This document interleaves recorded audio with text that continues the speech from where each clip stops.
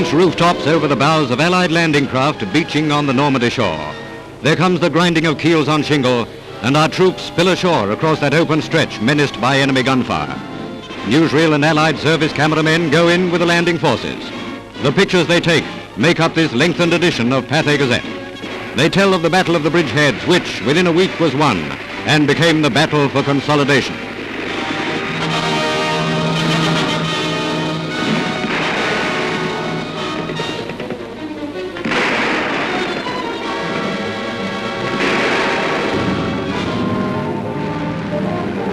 Tanks and heavy equipment are soon able to follow in the tracks of the first wave of assault troops. Round one of the invasion is won on points. Hitler's Atlantic Wall has failed to stem the tide.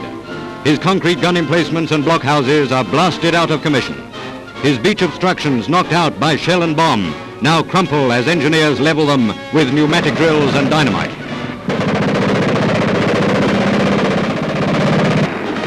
Support from naval guns lying offshore. Points of resistance inland are hammered by salvos from Allied warships. Evidence of the work of our commandos. Those masters of demolition have done their work well. This is how the Allied air forces are making it exceedingly difficult for Rommel to bring up his reinforcements of men and armor. Bridges and roads leading to the peninsula are severed.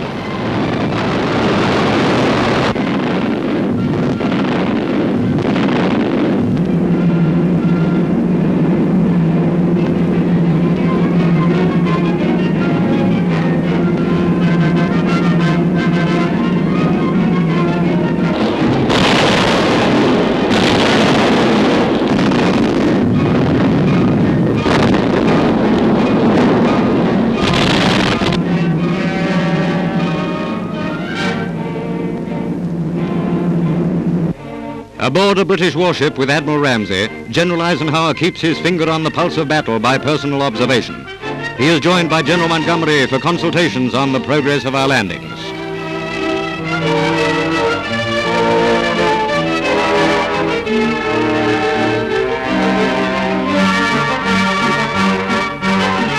By the irony of fate, Rommel finds himself up against Monty again. Rommel has never yet met him without being beaten. And here's another strange sidelight on history.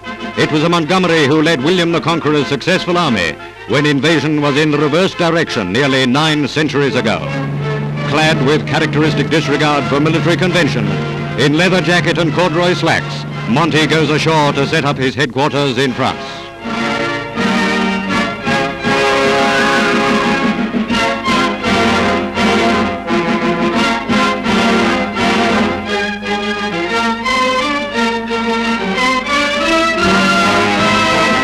Already, glider reinforcements are coming over to support those already fighting with superb dash inland.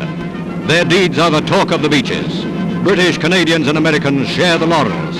But if we can single out for special mention, then let the loudest praise go to the 6th British Airborne Division. Their contemporaries would not begrudge them that, for friend and foe stand amazed by their superhuman efforts.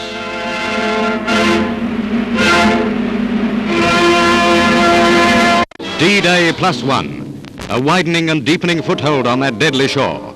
Strenuous efforts are made to penetrate inland before the full weight of resistance can be brought to bear.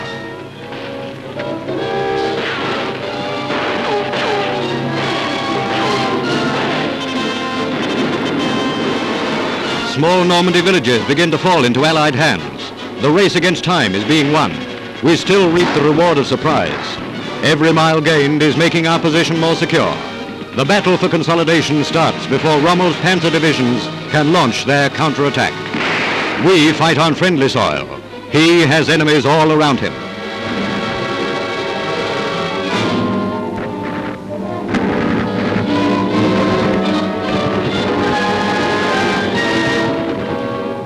There are friendly people all along the way. Willing helpers, well instructed in how to meet our invasion, point out enemy entrenchments. Armed with that information, the Tommies, the G.I. Joes, and Johnny Canucks press on with, "Now let's get at 'em."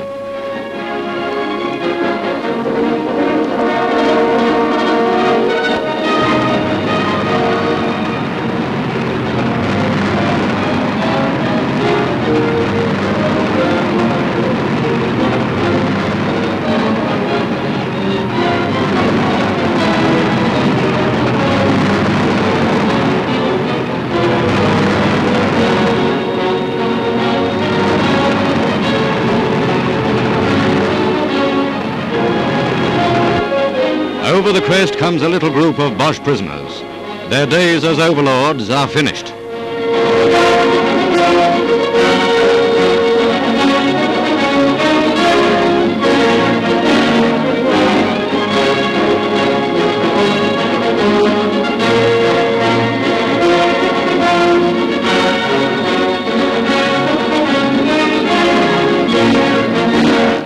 Cathay Gazette cameraman Jock Gemmell turns his camera on a rhino raft laden with German prisoners being shipped away from the coast.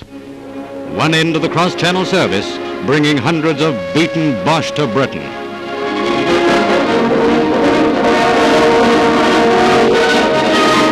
The prisoners transfer to an LCT making the homeward journey. Reports tell of Russian, French and Polish nationals forced into labor units of the German army being among the prisoners taken.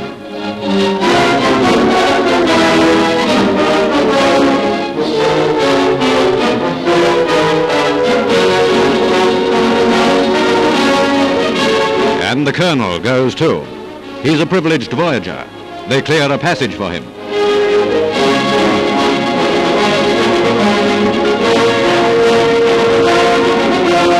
The Germans establish a beachhead on England by kind permission of the Royal Navy.